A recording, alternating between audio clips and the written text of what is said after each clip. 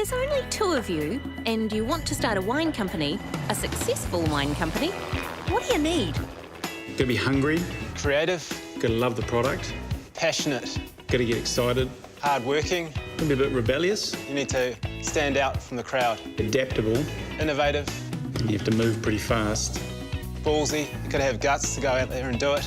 You need to know when to take a break, Reliability. high bullshit tolerance. The other thing that's really handy is having fantastic vineyards all over New Zealand, from Central Otago to Marlborough and even in Northland. And a little winery right by your parents' place, so you can get hands-on and craft some award-winning wines. All right, so what's in this barrel? L-E-S-Y-R. Right, so here at Lockyer, this is where I make some of our small parcels and our premium wines that need lots of hands-on attention. So this is a little Syrah that we're working on at the moment. It's local, and I'm really excited about it too. Brilliant. Yeah, it's a great way to be really hands-on with the wines and have a sort of real physical kind of input to how they're made. And I think, all winemakers, as they start making bigger volumes, they sort of always miss that sort of, real hands-on control about every little detail about wine. And wine is about details. I love it. It smells like cracked pepper and lavender, rosemary, sort of bay leaves, like dark green. Yeah, it's got that sort of herbal Yeah. and peppery notes, but also there's some real dark berries underneath it. And the thing I like about this area in Syrah is the soils are quite rich, so it's got great palate weight and richness that goes along with that. Okay, I have to try it.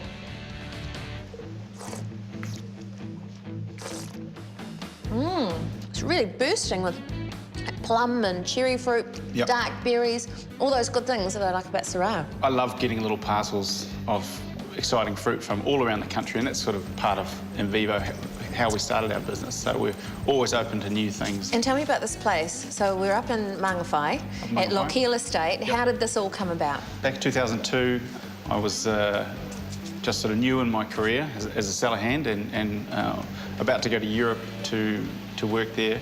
And my folks decided it was about that time in their lives where they wanted to do something different. And so between us, we set up Lockyer Estate up here. And so you started making the first Invivo wines here in this little winery, which is just down the driveway from your parents' house, isn't it? Yep, absolutely. Yep. Fantastic. So all the Central Otago Pinot Noir, Riesling, Chardonnays have all been made here. Okay. Whereabouts do you make your other wines? So the bulk of our wines, obviously Marlborough Sauvignon Blanc, we make that in Marlborough, and that's great. It's set up there perfectly for Marlborough Sauvignon. Tell me about some of the challenging. countries that you went to. A lot of my experience was in Eastern Europe. I started off in Slovenia, made wine in a little country called Moldova, Bulgaria, Czech Republic, and lived in the Mediterranean island of Cyprus for a few years. So You made wine in Cyprus? yeah, great place. Oh, romantic. So it was really cool to see all sorts of different, you might say terroirs, but really climates and growing conditions, winemaking conditions. My first winery in Slovenia was under the village and was founded in the year 750. What? So a continuous Amazing. history of winemaking. So, And we have nothing like that over here. No, so Absolutely nothing. absolutely fascinating to be a part of that. And so highlights over the years since Invivo started. Have you had fist pump moments? Absolutely, lots of them. 2009, we had a really great year with our Sauvignon. We won our first gold medal, and it was hugely thrilling for myself as a winemaker, not being a Marlborough local. And then in 2011, we won champion Sauvignon Blanc from Marlborough, and that was, still a massive highlight for myself. Brilliant. And just seeing our wines being sold and enjoyed around the world. I mean, that's the key thing that I get a real kick at. It's just knowing that there are people out there all around the world opening a bottle of Invivo after a hard day's work and just really enjoying all the work and effort that we put into it. Cheers. Good on you. This is really good. It's not bad, eh? Yeah. Rob and business partner Tim are all about collaboration. So let's meet the team behind their snazzy labels. I'm Neville Finlay, co-owner of Zambezi. We were very pleased to get involved with Rob and Tim of Invivo.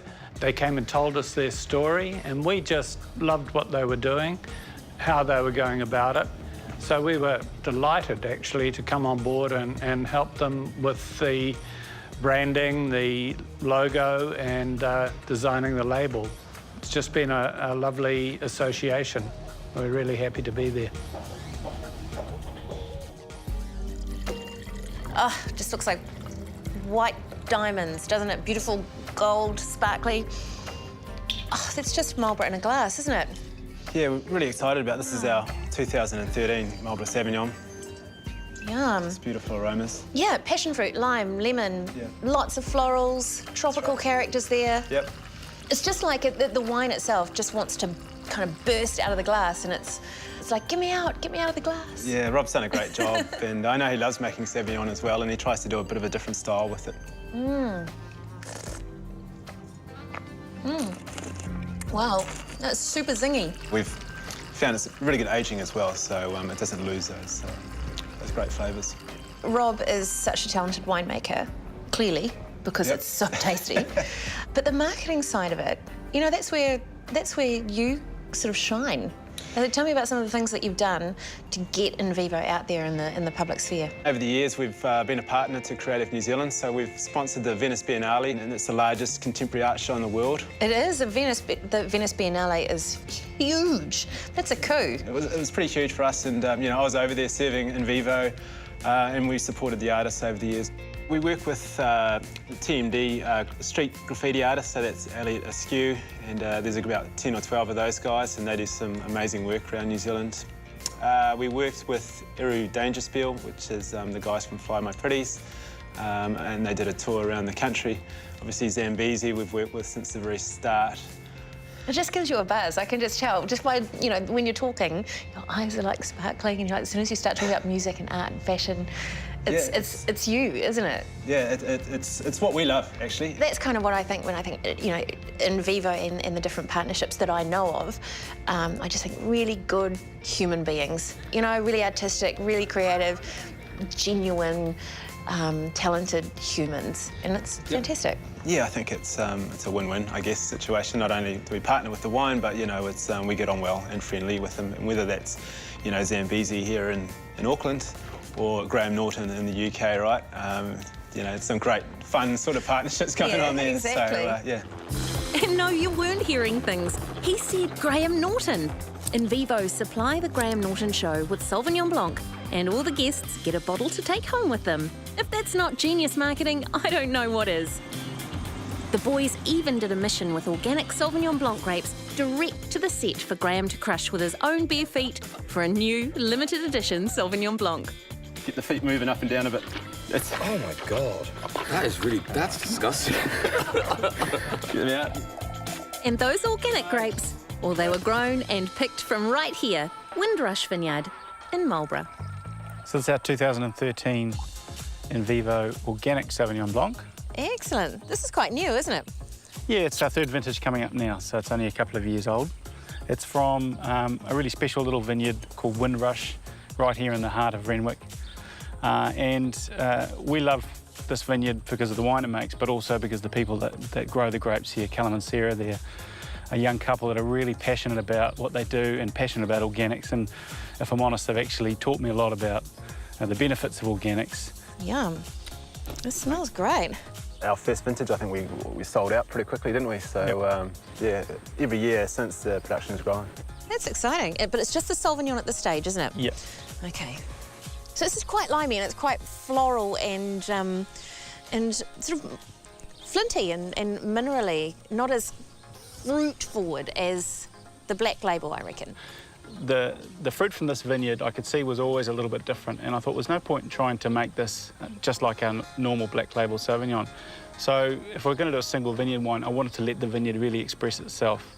Sneaks up on you, doesn't it? Yeah, absolutely. It's lovely. I think that's the beauty of Marlborough that probably many people don't really understand, is that it's so diverse. It's a reasonably big area, and Sauvignon Blanc has many different expressions and forms, and this is just a great opportunity to showcase a reasonably small quantity of single vineyard, single parcel fruit that just let it shine, let it do what it wants, rather than force it to do something else. Exactly. So whereabouts do you sell your wines? I want to know the most exotic location around the world that I could possibly get my hands on a bottle of Invivo wine. I'll tell you that right now. Yeah. The Turks and Caicos Islands. The Turks and Caicos Islands? Yeah, the Dutch West Indies. Yeah. Wow. Yeah. We haven't done a market visit there yet, but we're planning on it. We're just, I could hop in your backpack. yeah, we've got to sign it off between the two of us who goes to the Turks and Caicos. And we get a huge kick out of seeing our wines being poured in faraway places and people enjoying it. And it's such a lot of pleasure in seeing that. When you're not working, if there is ever such a time, what do you do? Like, do you have hobbies? Oh, we're both part of a touch team and We've both got family batches down at Whangamata on the Both do a bit of Coromandel, surfing. so both surf, and we've actually had meetings out in the surf break before as well. call them discussed board meetings. Proper board meetings. Yeah. on a surfboard. It's amazing what can be achieved out there. Well, cheers to what can be achieved. Cheers. Cheers.